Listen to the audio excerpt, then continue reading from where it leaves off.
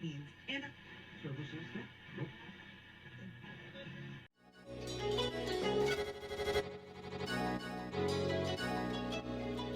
let's go. He wants to jump 1,000 cars. Sir, you have 1,000 cars.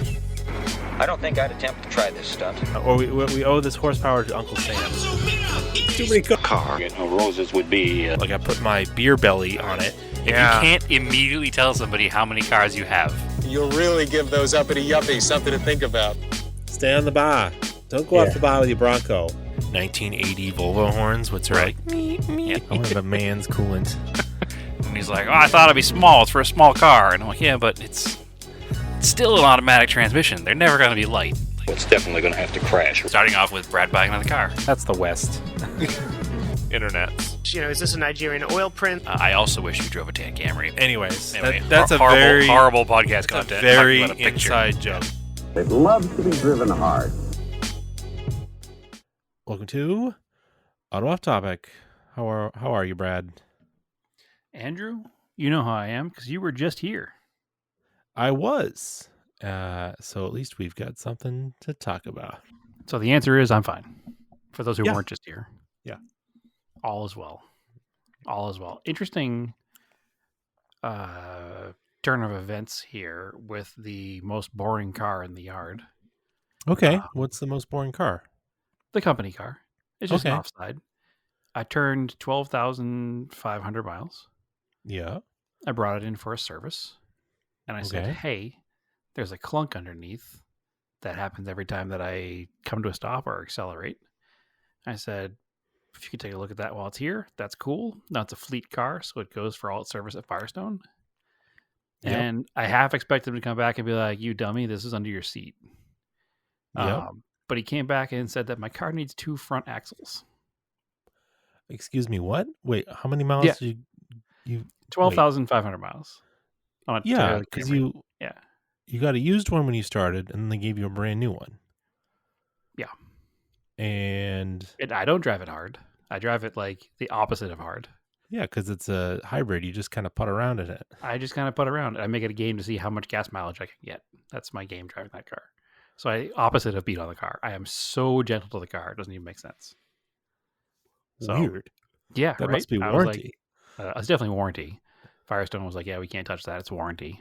So just means I have to go to make another appointment to get the car done, which is super convenient during working hours, and take care of that at the dealership.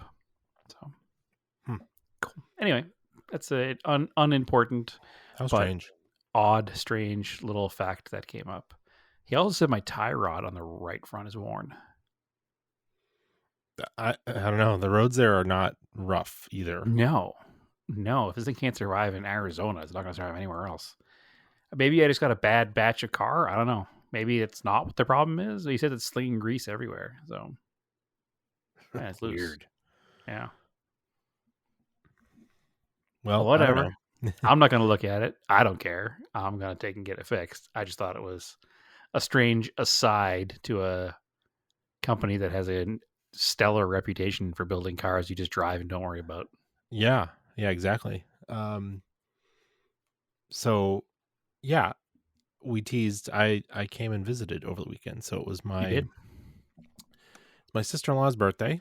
So we came out and we surprised them. That's why we didn't really talk about it on the podcast, even though there's no way that she listens to this podcast. It wouldn't have spoiled the surprise at all. Also, the podcast didn't come out until the day We showed up. you were here, so you were good.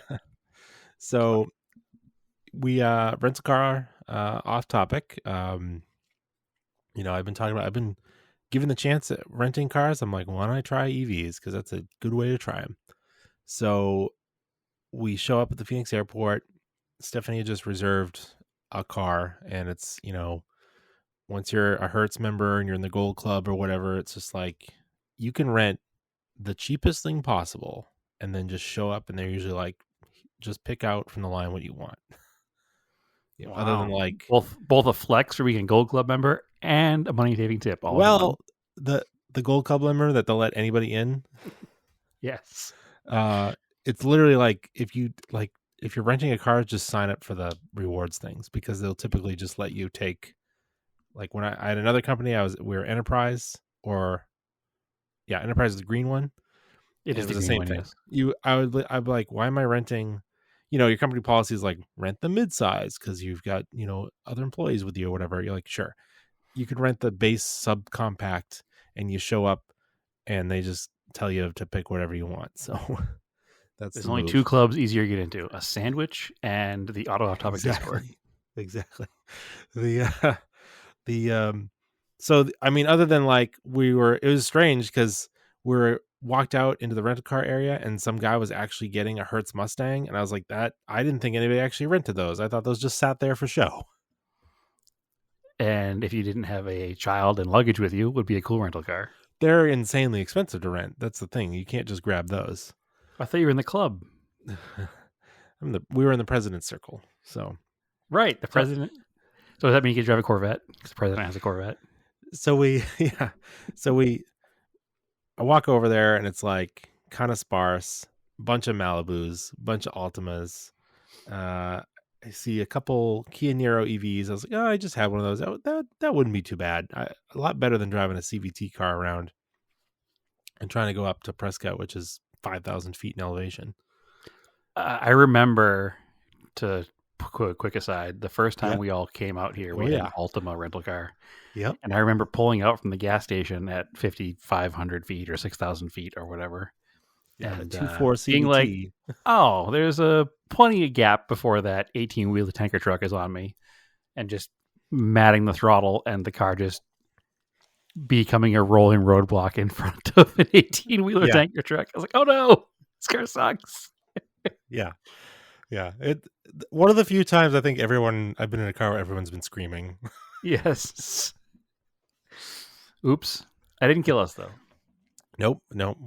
We got up to speed enough, and he slowed down enough. So Yeah. Uh, Well, he I probably think saw that- it was an Altima and he was already on edge anyway. So yeah, I think the pressure wave in front of his truck probably pushed us forward. yeah, exactly. But anyway, so I'm looking around at stuff, and then of course my son is obsessed with pickup trucks. He's like, get a pickup truck. You're not getting a pickup truck. Sure. Plus, there's Yeah. none here. And like try to explain to a 4-year-old that I don't want to put luggage in the open bed of a pickup truck. Yeah, it's not convenient. Like, I don't even And know why they're as a rental car at the airport. It's so silly. people want them. Yeah. So I've been picked up by an Uber that's an F-150 before. So yeah. So there's a couple avalanches. Like, yeah, I definitely don't want that because I also don't want to go up in elevation and get 15 miles per gallon. So I look and I'm like, oh, they have Polestars. Interesting. We didn't have to reserve electric. It was just sitting there. So there's a couple. I'm looking at them, and then I see the one. It's got the gold Brembos. I'm like, I think that's the good one. So I was like, Stephanie, let's just try that. There's probably charges up there. It's fine. I mean, So as you learned since the last time you've been here, Prescott has been built up pretty heavily. So yeah, there was a few, not as many as Phoenix, but a few. So anyway, it was a Polestar Performance. It was Polestar 2 Performance model. Because it was funny when we returned it, there was a regular one there. It didn't have the Brembos on it. So it's wild that they had the Performance one as a rental car. that's a Polestar 2 Performance. Would that be a P2P? I guess. We're going to call this thing now. But it's got like 400 and something horsepower and like 500 foot-pounds of torque, dual motor. Yeah, spoiler alert. I was surprised. It was quick. Yeah, it got good range, charged fast. It looks good. It drove nice. I surprised it was a 2023 with 41,000 rental miles on it, and it was a nice car still. Yeah. It was. that was was what- impressive.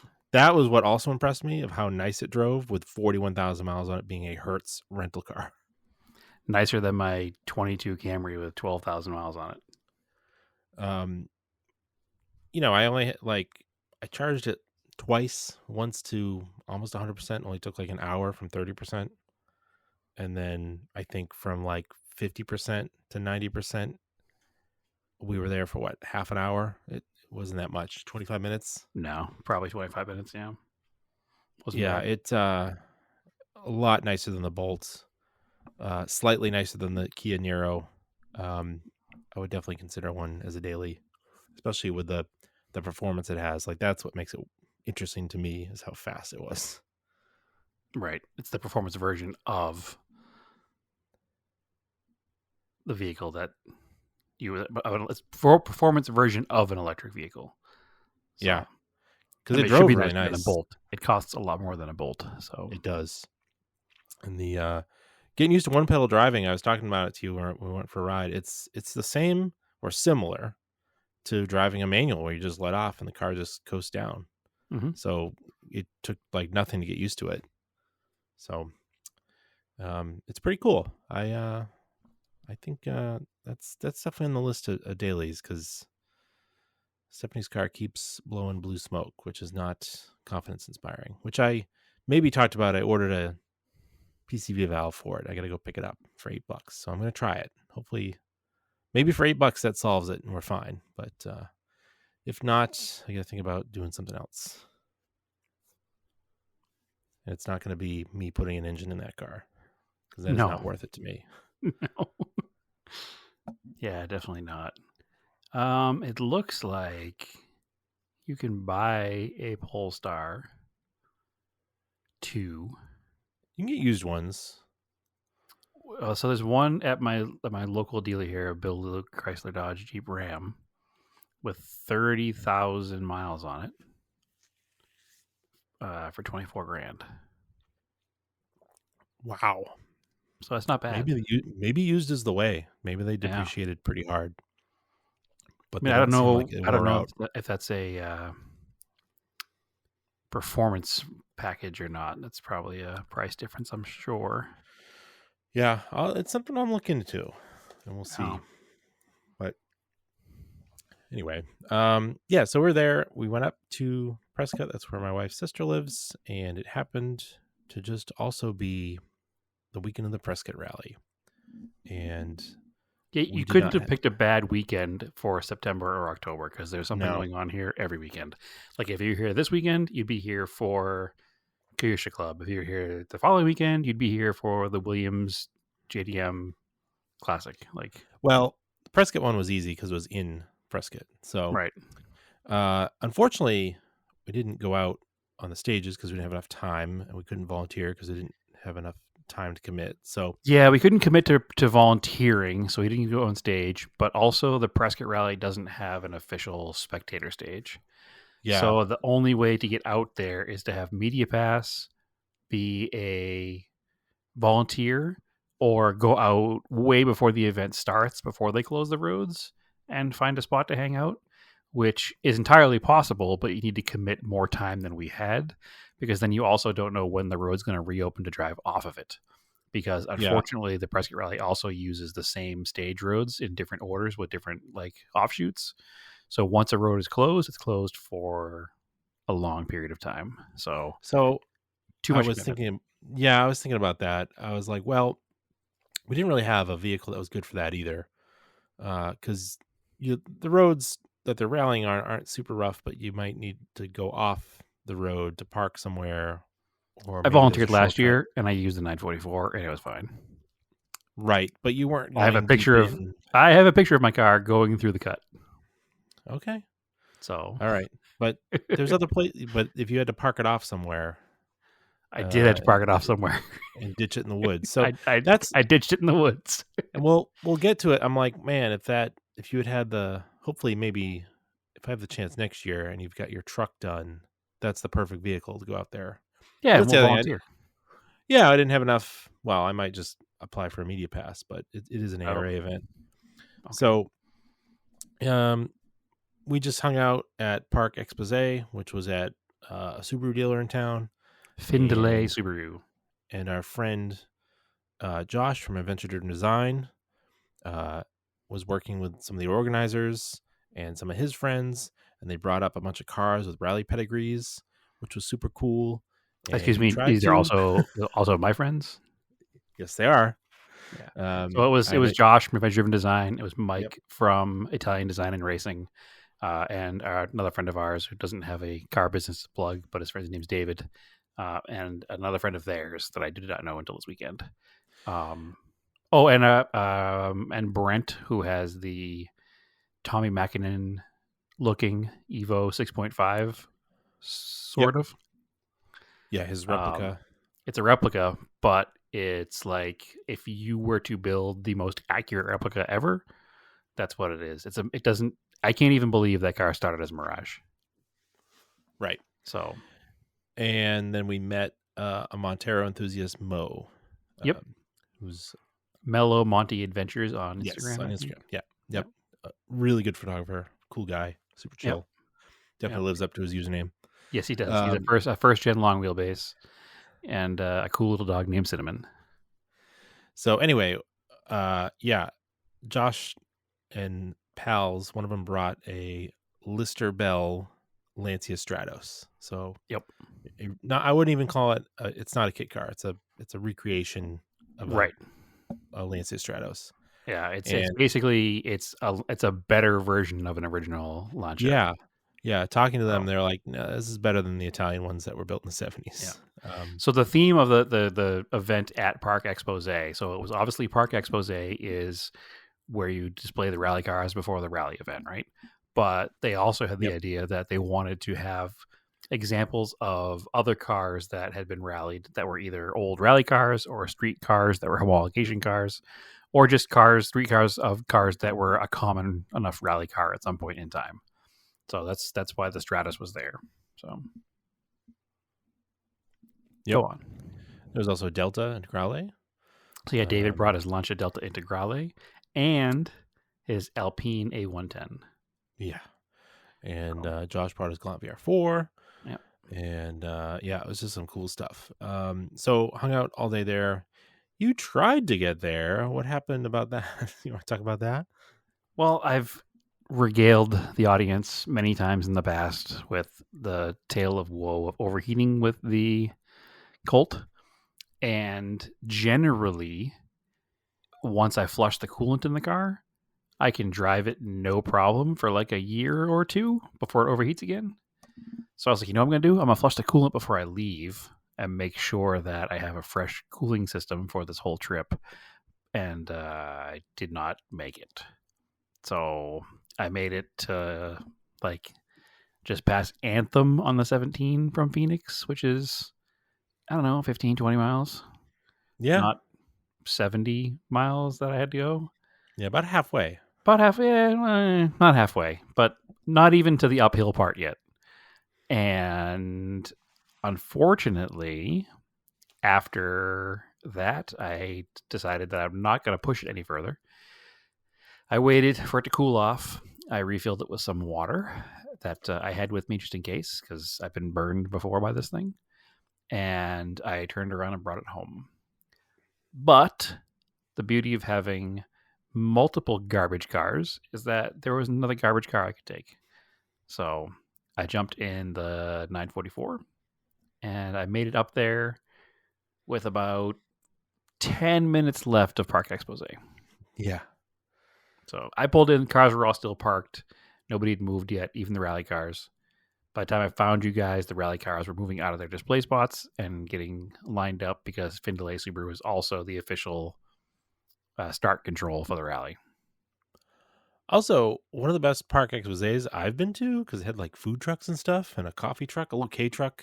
Very, very well done. That was doing coffee. Yeah, real cool. Yeah, very well done. And the Subaru dealer there is so into it that they just promote it the best they can. And there were a good amount of people coming through that day. Mm-hmm. So definitely a cool little event. So we couldn't go on stage. So we're like, well, let's go for a drive anyways up 89A and try to take some pictures. So yeah, because Prescott is the entrance to now I'm going to forget the name of that national forest that's there. Prescott, but basically a national forest. But anyway, it's the entrance to the canyon roads of that area as well.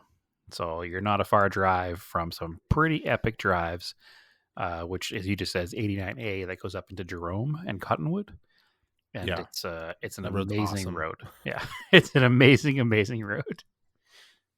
So yeah, we blasted up there, tried to beat the Stratos up there, but little little tricky with communication, trying to get people to understand what we were trying to do, take pictures, but it worked out. I got some nice pictures of Lancia, of the Stratos. I was so tired, I wasn't really thinking. I popped my head out of the side of the 944 to take a picture of it, and I was wearing my hat, and it just went boop, and got run over by the Stratos Immediately. and apparently like the Alpine also ran it over, and a couple other cars. Josh was nice enough to go back and get it for me. And it was no worse for the wear. No, it was already a flat brim, so didn't really get. Thankfully, it was it already had some wear patina, so now it has a little bit more. So we were able to go to like a hairpin. You and I got some really cool pictures of the Stratos. I posted those on Instagram already, so you've probably seen them. I haven't posted much yet. I posted one picture of Josh's Galant today to the Arizona Rising Sun Rally page, but I do have some pictures of the Alpine, the Stratus, and the Galant VR4, and actually Mo's Montero. So, yeah, I've got that stuff, and I want to go back. I've still got some nice pictures from Grid Life Legends, Circuit Legends that I want to post too. I don't want to dump it all at once. I've been trying to trickle it out because it's good stuff. So yeah, that was pretty cool. I'm glad we at least got to take some pictures. It wasn't I didn't lug my giant camera bag for nothing. So because it was like an old school, like hanging out, taking pictures of cars. Like it was definitely a good time. And because also we got to drive on the epic roads, and I'm glad that I came home and grabbed that car and not like Naomi's Maverick, which I almost did. Yeah, and I like I think I told you, if I had not brought my camera, it would have been like I would have run into somebody and they'd be like, "Hey, you're here. Oh, we don't have a photographer for this event. Can you like go out and stage? We'll get you out there." And I would be like, "I don't have my camera gear," but since I brought it all, nobody asked me, so it's fine. Which is fine, because this was actually even cooler, because how often do you get to shoot like legendary vintage sports rally cars at speed? Yeah, exactly. I wanted to do some static ones. I thought we'd get up to Jerome, but I don't know, kind of dissolved. So that's communication dissolved, yes. And then unfortunately, on the way back to your rental car, my phone just took a dump. And I missed a text message that they all did meet up afterwards for dinner. So what do I know? Yeah, that's all right. Life goes on. You're around them more than I am, so you'll get around them again. Oh yeah, that's not a big deal. It was super cool. I like that road. I got to drive. I took the 944 on the way down. You let me drive it. Mm-hmm. It does drive a lot better than driving it in Phoenix. Yeah, it kind of. I know you can't do anything about the driving position. It doesn't fit you. But the entertainment factor of the car is a lot higher when you're on a proper road for it, is it not? Yeah.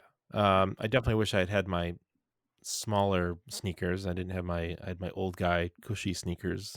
So it was a little tricky to touch the pedals correctly. But yeah, it's a decent car. It's still not my favorite, but it's pretty good. No, but driving it to and from a car show here in town didn't really give you the full experience, because the steering is heavy, the seating position is kind of awkward. It's not the most, convenient car just to drive on surface streets, but getting it up where it's designed for, the car is a lot more fun. And I hope you'll notice that even with those all-season tires on it, the car still drove pretty nicely. Yeah, it wasn't bad. It went fast enough that I wouldn't want any stickier of a tire for a street. No. So it was totally, totally fine. The tires, a good performance leaning all season, I think, is the perfect tire for a otherwise stock 80s sports car, because I think that a modern performance leaning all season tire is probably still stickier than what came on the car. So I think it suits the car very well. And with no power steering, having a less sticky tire on the car helps a lot in other situations. Because last time you drove the car, it had the 200 treadwear Pirellis on it. So this just softened it up just enough. But anyway, I was super excited that you got to drive it in that scenario, and you can kind of see where the car is in that scenario, because every time I consider selling the car, I drive it in a scenario like that, and I'm like, oh yeah, this car is pretty good, and I don't have anything else right now that replicates this. So I don't want to get rid of it right now. Yeah, Like, that's fair. It's not the same. Like the Eclipse handles decently, but it's a front wheel drive car with a beam rear axle. The Corolla is a solid rear axle. It's not quick enough up the hills, especially. The Crescent is not a performance car. Everything else is kind of not a performance car. The Starion doesn't work, so that doesn't count. But the 944 right now is, I don't have anything else that's in that same vein of a vehicle. I guess as I'm saying this, I forget that I have the Mercor, but I wouldn't trust the Mercor to go that far. So Yeah. the 944 really is my, I'm going to go on a nice trip through some windy roads, taking that car. It's perfect for it. So, and the AC works. So there's really no reason to get rid of it right now. It's a good car. That's why we needed it up there, because it was 70 degrees? Oh, it was perfect. It was so nice. It was spectacular. It was sunny, and we've had actually a similar summer here, but it's so nice up there. I like it so much. Yep. I just can't get over the mountain views and the roads. So good. Yeah. But yeah, that was hopefully next time maybe I can go see some rally stuff, but it was worth it to go hang out anyways. Yeah, we'll have to plan it better next year. The plan this year wasn't even to do that. This whole party thing just kind of came together last minute, and it happened to work out. So, but yeah, so I got to, on our way out of town, we came by your house. I got to see the new truck. Oh yeah, new old truck. It's not bad. Yeah. Is it? It's not bad at all. I'm glad I saw it cleaned. If I had seen it before, I'd been like, ugh. Yeah. Well, when I first opened the hood, I was like, "What kind of mistake have I made?" So, No, but seeing it like that, it's like, yeah, that's just a clean old truck, and that's fine. And I think the patina is just fine on it. I think you could buff it out and leave the stripes, buff it out. And if it doesn't stay buffed out, hit it with that patina stuff. yeah, we'll see what happens. I want to buff it out and see how the stripes look. I wouldn't take them off. I'd kind of leave them worn out like that. I think that's cool, man. I'm gonna leave them worn out like that and see how they look. And if I decide I want to change anything up, I'm gonna do some other kind of. They offered so many stripe packages for that truck, and that particular one in the research I've done is it's 1986. So it's a last year first gen, and they called it the Spring Special. And the Spring Special was chrome front and rear bumpers, those side stripes, the chrome wheels, and the chrome grille. So that made it a Spring Special. So I was talking to a friend of mine the other day. He thinks he has a grill in his stash of old Mitsubishi parts. He's going to try to dig out for me. And also he has a set of minty fresh, the same color tan, sport truck buckets from the sport truck package truck. So we'll take out the worn out bench that's in it and put in a set of buckets. So yeah, that'll clean up the interior a little better. And you can buy a full brand new carpet kit for it, which I'll probably do. And the engine doesn't even look that bad now that you've cleaned it. So no, it looks almost brand new under there. And the only thing that looks even a little bit bad under there is underneath the brake fluid reservoir where somebody spilled brake fluid and it ate the paint. Yep. Yeah. So I'll just take the brake fluid reservoir off and I'll scuff that, put some rust mort on it, and throw some Relican white paint on it. And once you bolt the thing back on, it'll be hidden forever. Yeah, so that's I easy. think it'll look good. I would throw some, when you get a chance, go pull the plugs and throw some Mr. Oil down it. Let it sit. Oh, it's already in there. Oh, already in there? Nice. Yep. Nice. Yeah, it's all right. I haven't tried turning the thing over yet. Crank it over by hand, right? Yes. Yeah, that's the first plan. And then I've traced a bunch of wiring that's been chewed over time. It's not as bad as it could be, so that's good. Maybe also rig up a temp fuel tank. Yes. Yeah, I'm just going to run these other red fuel tank in front of the car. That's going to be the fuel tank for a little bit. It has a mechanical fuel pump on it, so I can just run a line off the fuel pump into that and run it that way. I'm going to drop the tank out of it, obviously, but I could still buy a brand new tank for that truck for $125. So I may even just buy a brand new tank for it and just not worry about old fuel system at all. Could be the way. So we'll see. But I got to make sure the motor runs first. I'm trying to decide because the carburetor on those is a known problem. So I'm trying to decide if I even want to mess with it. What's that? Weber? Or yes, or put a Weber on it. Exactly. I do have. I don't know if you remember about a month or two ago. Hey, you found the I manifold, didn't you? robbed one from a junkyard that happened to be the same setup. So I have a you already Weber have for it. Yeah, you already have it. Yep. Oh, that's a no-brainer. Clean that one up.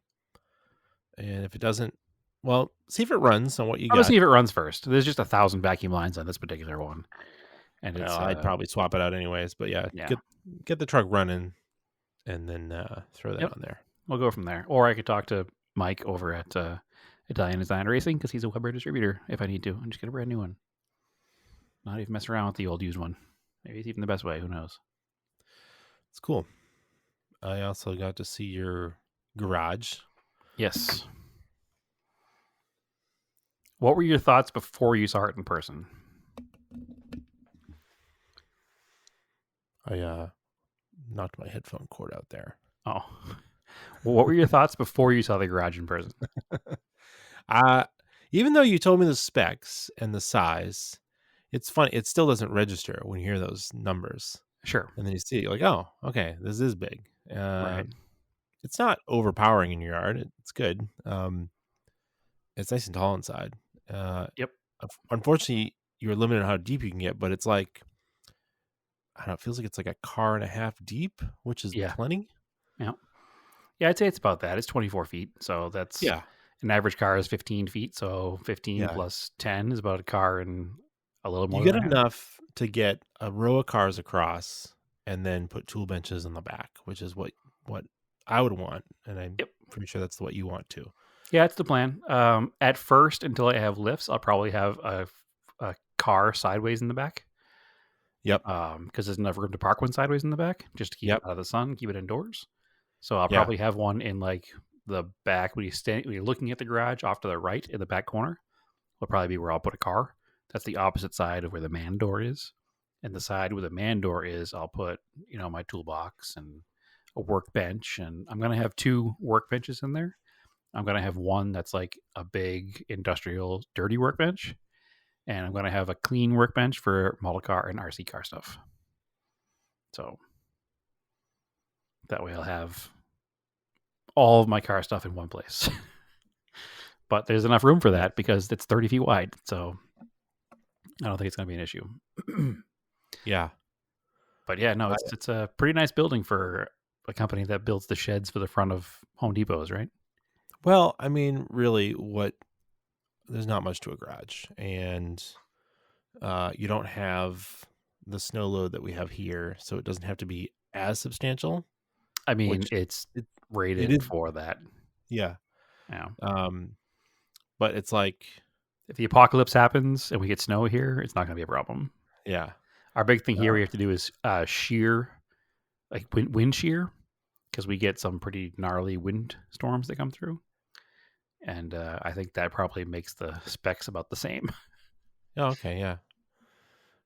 Yeah. Sometimes they do stuff here like hurricane ties, but it's interesting. But anyway, it's good looking building. I'm glad you got a garage. It's cool.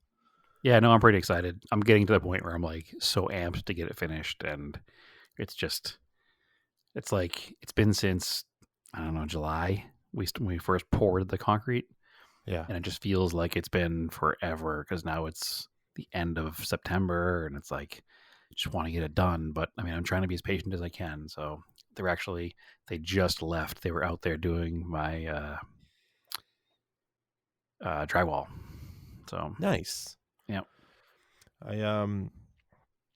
got the Volvo into the garage. My dad's garage in Salem. Excellent.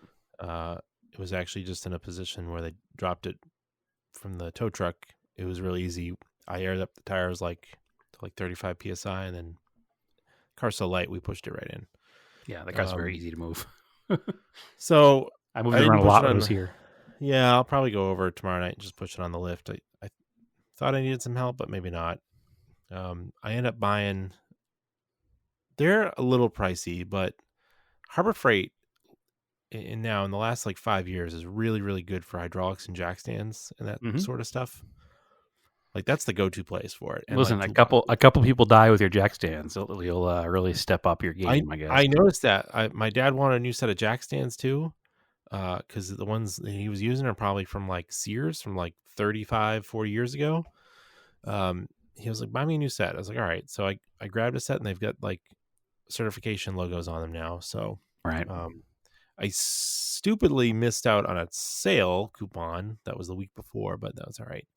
But anyway, I bought a set of the fancy car dollies that they have, the pump ones. Oh, the ones you wrap around the wheel and then step on the thing and it lifts the whole car up? Oh my God. Those are so good. The set of 4 is $3.99, which feels sort of expensive, but you're buying 4 jacks. Yeah, you are. And I was like, you know what? We're going to use these for other stuff and to move cars around. Like literally, we've used the old style ones that you got to jack the car up, put them on the little dollies. Yep. And they don't roll that well. And you feel like you're going to dent the fender. These ones that you jack up with your foot, literally you can like push the car with your finger. Like maybe not that easy, but it's super easy to move a car around. Yeah, they work really well. I used to have them at a body shop I worked at, and I love them. Yeah. So, when you can for your garage, if you're going to put a car across the back, get a set of these things. Right. Because you can just spin a car right around in there and push it right up against the wall. It's no big deal. Yeah, no, I definitely want a set of them. I think the original brand name was what, Gojack? Probably, and these are just knockoffs. And yeah. And you buy, it's $3.99 to buy the 4 and the stand, and that's what gets you the deal. Oh, okay, I was gonna say, I think they're more. I thought they were more than $100 a piece. So they're $129 a piece, but when you buy them with the $50 stand, it makes them $3.99. Interesting. And it's funny because I went there and I'm like under their display. I'm like grabbing. I'm like look, and I'm like, oh, there's only 3. What the hell? And of course, there's one on display. I was like, well, that's kind of weird. So I go to the front. I'm like, hey, can somebody help me with the jack stand stuff? I'm like, yep. So I go back there, and it just happens the woman that comes out and help me. I know it says she's the supervisor. I'm like, perfect. This is the person I need. She's like, well, let me go look up back. And she's gone for a few minutes. She comes back. She had the 4th one. I was like, oh, perfect. Because I wasn't going to buy, the coupon won't work unless you buy all 4. I was going to buy 3 and then go back.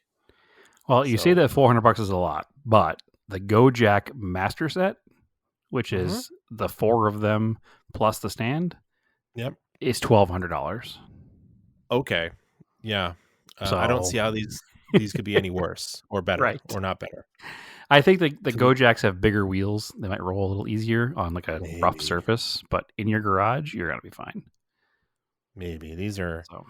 Our buddy Joe left his set over there. We were using it to move my dad's Pontiac over to the middle. And I was like, you know what, let's just get another set of these because we'll use it in the wintertime. We're going to pack cars in there. I probably won't invest in them because eventually I'm going to have lifts in there and there's not going to be enough room to roll cars around anyway. Well, and in front of the garage is going to be... If you got a dead car... Except in front of the garage is going to be not paved. It's going to be crushed stone, so they're not going to work for me. So, all right, probably not. I mean, we'll see what happens once I'm in there working around, and who knows? I might not even get lifts for years because I think investing in air conditioning is more important than investing in lifts. Yeah, probably. So it's going to be like every couple of years I buy a new thing for the garage. So yeah, they're good stuff.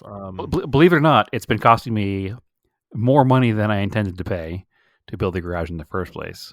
So the money for air conditioning and lifts is, we'll just say it's not there right now. So yeah, I mean it's what you want though in the long run.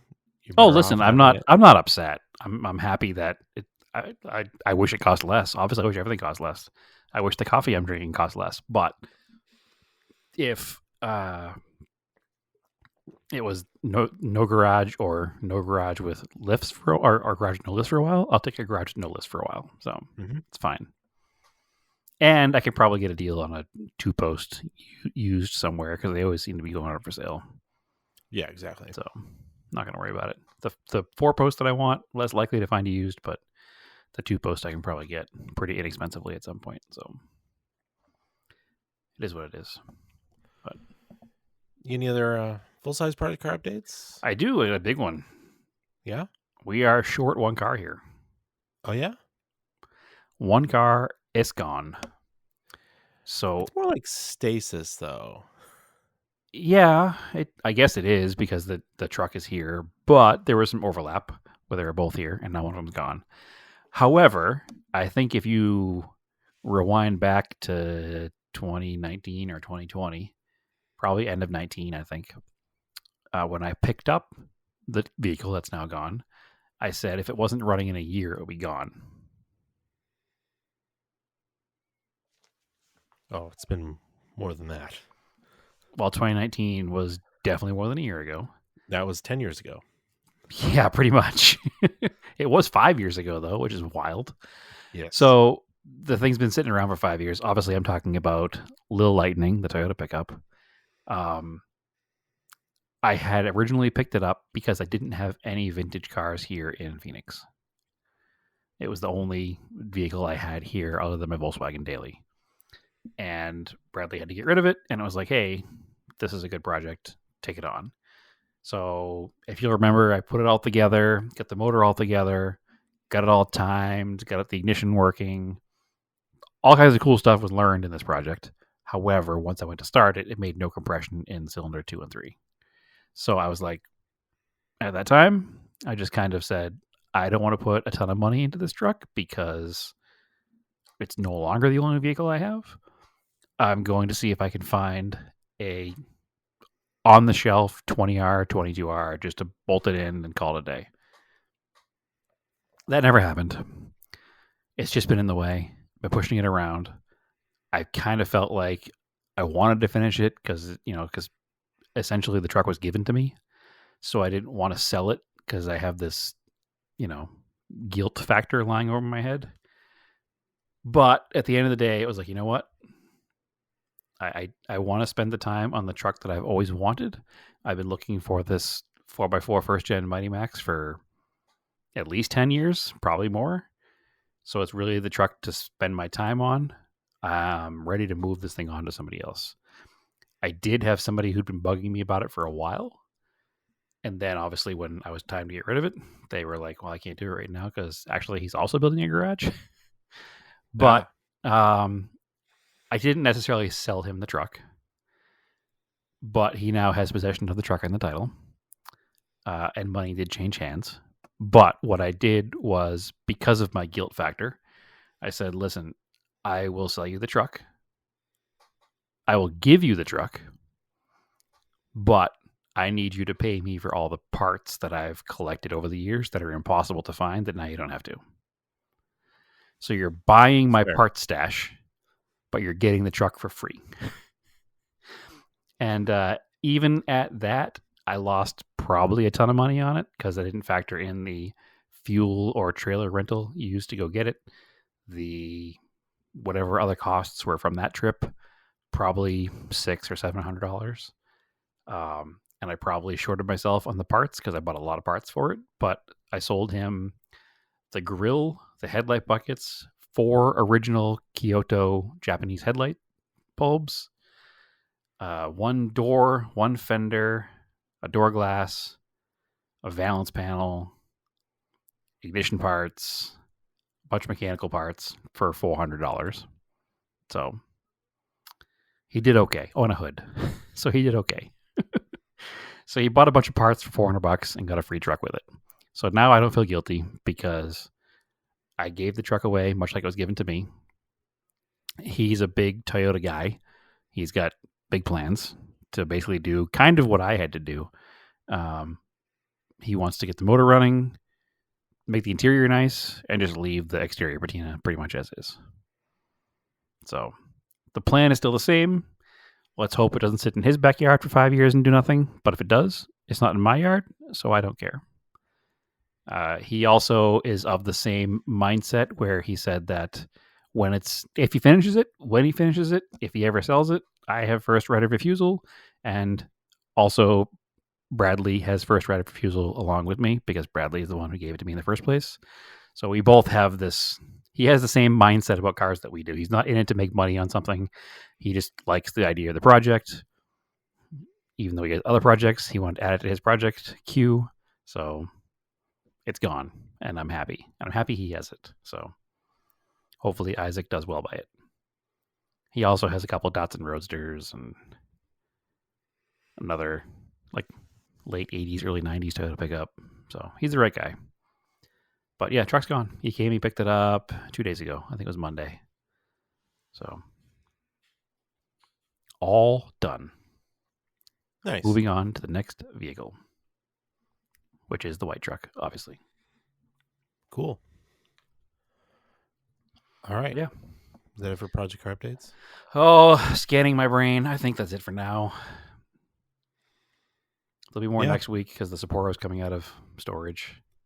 Yeah, I am going to try to get to the Volvo Good. either this week or next week. So it's almost there.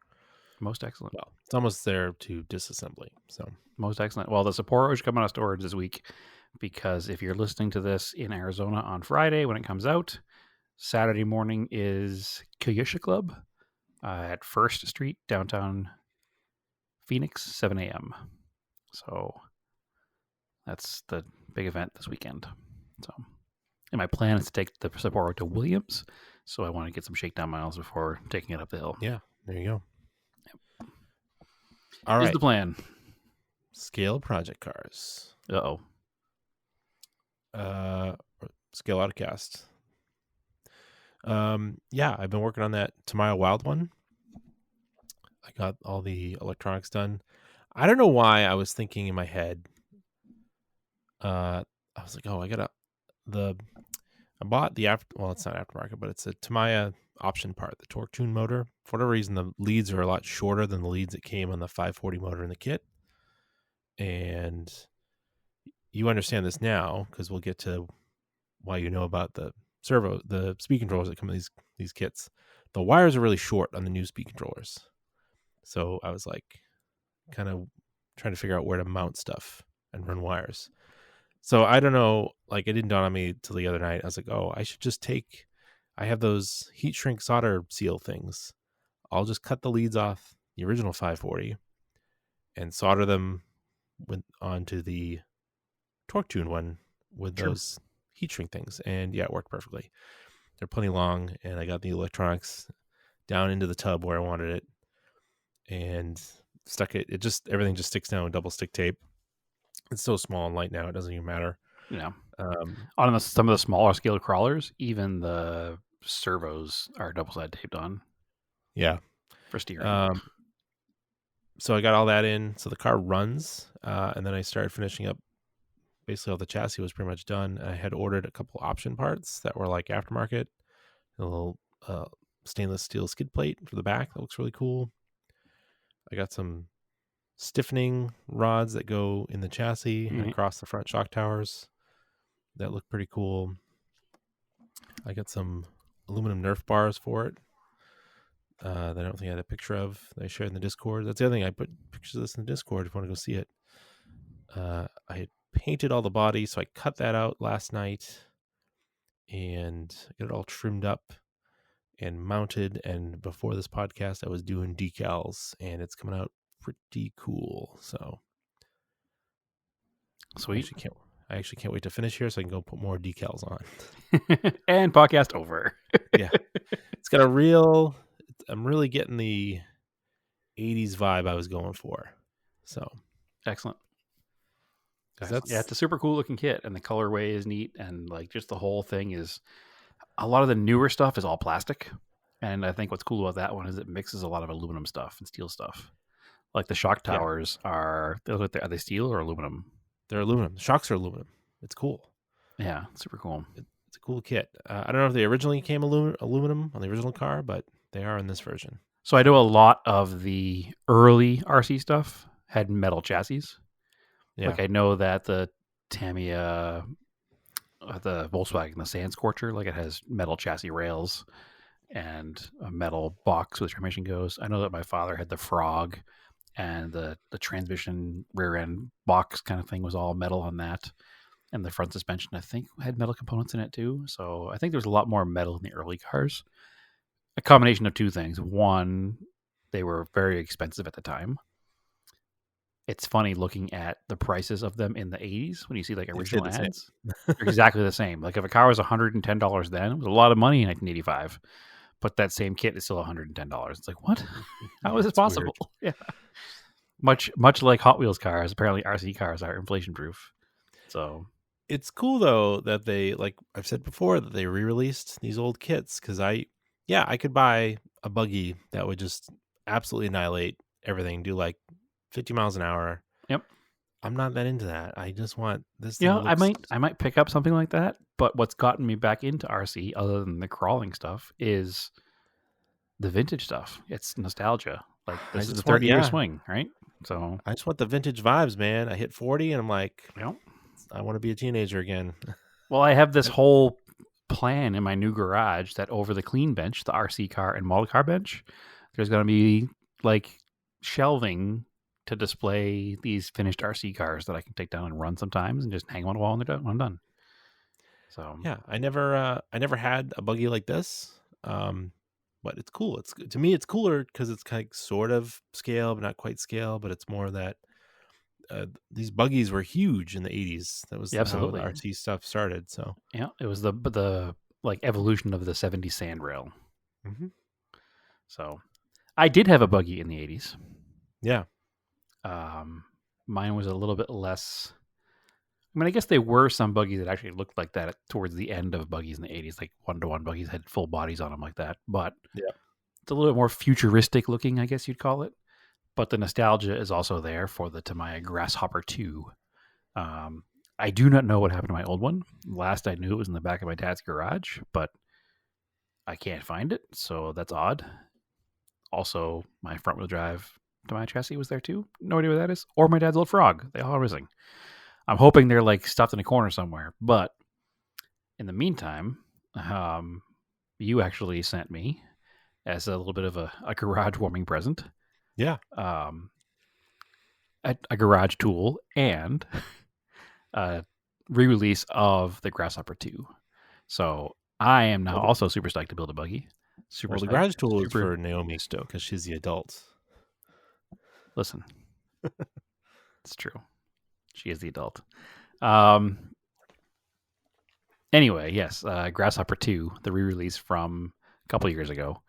And I am super stoked now to build that as well. So I was actually earlier today looking at buying a second body for it so I can do one as the Grasshopper special, like it's supposed to be, and then one like custom painted. So Yeah. I have now gone down the rabbit hole with that, and I ordered a bunch of stuff. So once that stuff comes in, I'll be able to start building it because I was looking at like step 1 involves putting in the plastic bushings. Yeah. And I don't want to put plastic bushings in. I want to put ball bearings in. So I ordered ball bearings for it. But literally the beginning steps include putting those ball bearings in. So I'm just waiting and being patient until I get the ball bearing kit in early next week. I wonder if it's got, does it share the gearbox with this Piero kit that I have? It does not. Because that was like the first step. And that was like, okay, now I'll wait for the bearings because that's annoying. Yep. It's a different gearbox, but same basic style. Yeah. So I think the Pajero gearbox is the same as the Same as like a lunchbox. It's the Monster Beetle lunchbox and Maybe what's the that Hornet. to make it Blackfoot.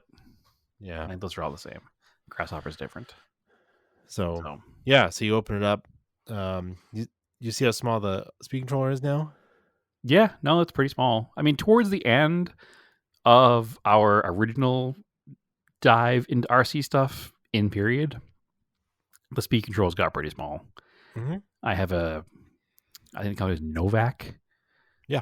I have a Novak something. Out of business.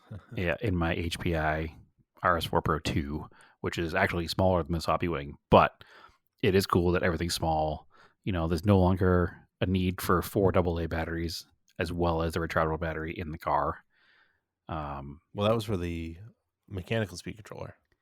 It was, but you could have run that off the rechargeable battery too, because you can run the steering servo off the rechargeable battery. But the way the mechanical speed controller didn't have output basically to make it work. So yeah. Anyway, nonetheless, you don't do that anymore. Everything's much nicer. It is funny though that they didn't do anything to the chassis molding. They're all still molded for all the old. the extra servos and the mechanical speed controller. Yeah, I've been diving into some YouTube videos of RC car builds. There's some really cool stuff out there. I don't know if you follow the Ampro guy, but he built some really nice stuff. And he has a Grasshopper 2 that he built, and he actually mounted in a servo and a mechanical speed controller and the resistor, because the resistor is a huge part of the style of the original Grasshopper because it goes in the back window. So he actually mounted those in there as dummies just to have them there, so that it looks aesthetically like it's supposed to look, and then has it the electronic speed control underneath the mechanical speed control. I'm not going to do that, but it was kind of neat to see that. I think that was the Ampro build. So, but he makes a couple of small parts for it that improve the driving of it, so I'll probably buy those, and it is what it is. But I'm excited. I'm more excited to build it and hang it in the wall than I am to drive it, but obviously I'll drive it too. So Yeah, you can drive it a little bit. It's not gonna. No, I'm gonna drive it. I mean, I'm gonna use it. It's like anything else. Like, I don't buy cars to park them in a garage and look at them, even though you might think that because they don't run. But I don't. I like to use them, and RC cars the same. It's like I want to have them on the shelf, but I want to use them. And if they get a little bit of road rash on them, it's part of the patina, right? It is what it is. Yeah. So, I'm okay with having a second body for running and a second body for display, but other than that, I'm excited to run it. So yeah, it's gonna be really fun, and I'm just the whole like nostalgia vibe is already kicking in. Just looking up the parts and looking at the instructions and opening the box, and everything's almost exactly the same as it used to be. Yeah, it's funny. Even the art on the box shows the mechanical speed controller on it. Mm-hmm. So big into it. Very excited. Yeah. I think cool. RC stuff it's so simple now too, and everything about it is so much less daunting than when we were children, because when we were kids we didn't have any money, so anytime you wanted to do anything you had to like either ask for it for a birthday or Christmas, or like save up your whatever allowance you got or money you found or however to buy the parts you wanted to buy. And now it's just like, oh, I'm going to put an order in for all this stuff because I can. Yeah. Yeah. It's not like, I don't know. I don't want to get too deep. Like, I do want a crawler, but I'm going to wait a little bit to get one. I want a 1/10 crawler because I have the 1/24th. But yeah, I mean, I'm not going to buy 1,000 RC cars, but I like to have a couple of them around. In 2 months, I suddenly have 3. Well, you only bought 2, so that's fine. Yeah. Well, I had the Piero. Intentionally, I'd bought it over 2 years ago when it was released because I didn't want to lose out on it because I wanted to build it with Marco. So he was sort of into it. He's into like sort of driving it right now. So eventually, maybe he'll be into like tinkering with it. So, but for now, he just likes to chase it around the yard. So that's fun. Yeah, whatever. Run some energy out and before he goes to bed. Chase it around the yard. But yeah, I like. It was funny too because our my sister-in-law's husband, we were talking to him. Turns out he's real into crawlers with his son. Yep. Yeah, and neither one of us knew that. Yeah. So I was gonna go with him, but we didn't end up getting to go because we're too busy. But I'm like, oh, that's cool because it's just like out there. It makes sense. You just gotta have like, you can just do it in your yard because you just have like rocks in your yard. I mean, he does up in Prescott for sure. A little less so here, but it's fine. You could put a whole little course in your front yard there behind the wall. Nobody would see it. In my front yard? I guess I could. Yeah. But I'm actually considering putting one behind the garage because there's like, 3 or 4 feet between the garage and the wall. And I could put one against the garage. So the thing, the appeal of the rock crawlers is you're like, because you're probably like, well, they go really slow, Andrew and Brad. Why do you want these things? It's because you can make them look very, very scale, and then they operate in a very, very scale manner. Like the way the kits have progressed or the cars have progressed is that they basically just shrunk down the geometry of real trucks. So they behave. If you've ever gone off-roading in a real truck, they behave almost exactly the same way. The appeal is the scaleness of it. We know, secret here. We love scale models and accurate looking die casts, and the appeal is the absolute scale factor of it. It looks like a small truck driving down the road. Like the way the suspension articulates, the way they have the tires on these things now, they have a soft enough sidewall so that as they're going over rocks, you see the tire flex like a off-road vehicle with, 7 or 8 psi in tires would have. And with the oil-filled shocks, they don't bounce around like a toy car. They actually, control the motion of the vehicle.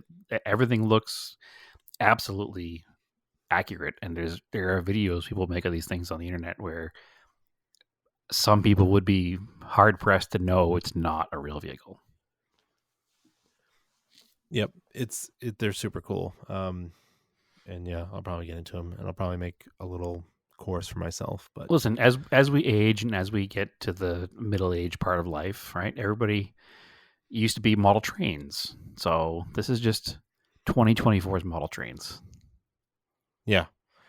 Oh, Grandpa's definitely. into model trains. Oh, now it's Grandpa's into scale RC crawlers. It's fine. Yeah, I mean, it's like a lot of people use them, and I'm like, oh, it's a good idea. They'll just go out for a trail walk, and they'll drive the thing along the trail with them. Yep.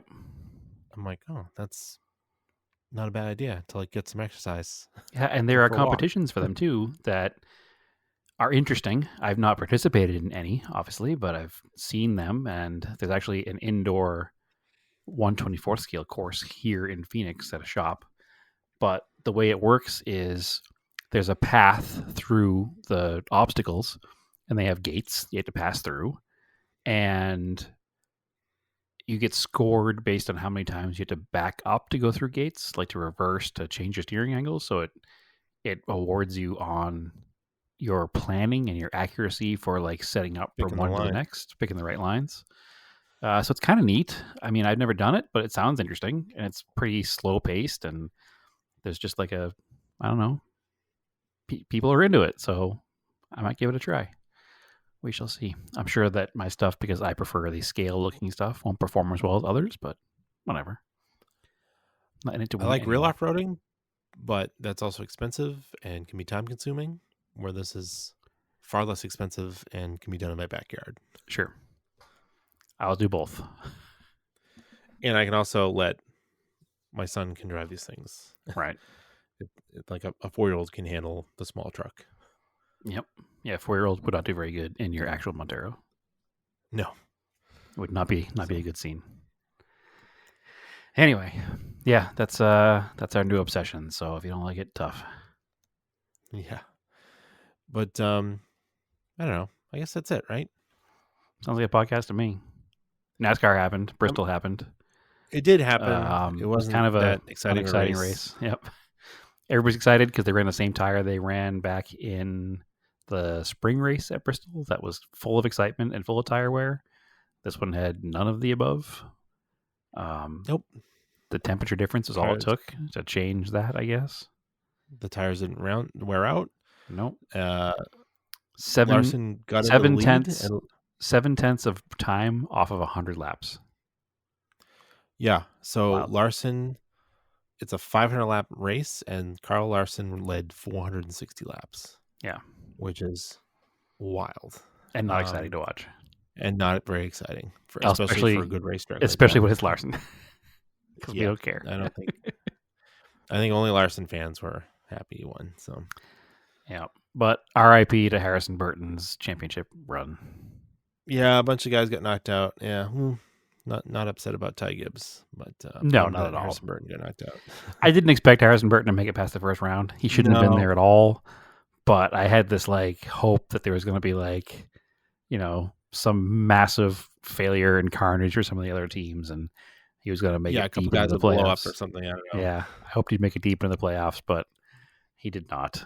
And it is what it is. I think Josh Berry's driving that car next year, so hopefully we'll see. I'm not tied to the driver. I love the Wood Brothers team, so I want to see them do good, and I hope that next year's a better year for them. But yeah, no, it was an unexciting race. It was cool. We got to watch it together and with your sister-in-law's husband. So yeah, because he's a NASCAR fan, big NASCAR guy as well. So we had a little watch party after the birthday / celebration of marriage party. So Good times. But We were teasing our significant others that they've all picked similar guys. yeah, it's not far off. We were sitting there watching NASCAR, talking about RC trucks the entire time while they all collectively groaned. But also, they're probably much happier that we watch NASCAR and collect RC trucks than a lot of other things we could do. Yeah, exactly. So life is fine. All right. Come join us in Discord, and you can see pictures of RC trucks. You can see pictures of Brad's project, Ram Building. 50. That's what it is. Yeah. I was like, Mighty Max? No, Ram 50. I mean, it's there's a couple- colloquially the same. It doesn't really matter. You know, we put some stuff on Instagram, but the bulk of the pictures, the projects, they're on Discord, and Because it takes way less effort to post on Discord because I don't have to Exactly. like make a pretty picture and edit things and think of a caption that will go along with it. And we let a lot go on Project Cars. A lot of guys are actually doing some Project House stuff, which is fun. yeah, it's fine. because we all do that sometimes, and it's Anything you're working on is a project car. So yeah, And I know Lots that of good ideas. being of able to fixing things. share your project, whatever it is, with others, you get good ideas and advice, and it helps you motivate to continue working on it. Although I will say I did stop posting in the garage because every time I posted, I was like, why didn't you put this here? Why didn't you put that there? And I was like, well, it's too goddamn late and it's not your garage, so I don't care. So I stopped. Yeah. And you know what? You'll see it when it's done. I don't care anymore. I'm tired of you questioning my choices. All right, send us a message. We'll give you an invite. Other than that, follow us on Off Topic Podcast on Facebook if you're still on there. On Off Topic on Instagram and Threads. I'm Racing Anger on Instagram and Threads, and Skill Autocast is on there too. We've been trying to be good about cross posting stuff, so it actually populates everything, so you can see stuff there. And Brad, where can they find you? Yeah, let us know what's going on over there on the whole Facebook because we don't post there much anymore at all. So I'm at the point in my life where Naomi will come up to me and be like, "Did you see this on Facebook?" And she was like, "No, actually, you didn't." I'm like, "No, I haven't looked in 5 days." So anyway, they can find me on Instagram at TSISS350. They can find me on Instagram at AZ Rising Sun Rally and everywhere else that you just said. And also that same TSISS350 is on Threads with a very occasional post. I actually only posted the Ram 50 there so far. Just kind of like teased it and didn't put it on Instagram yet, but soon. All right, cool. As always, keep your cars analog and aim for the roses.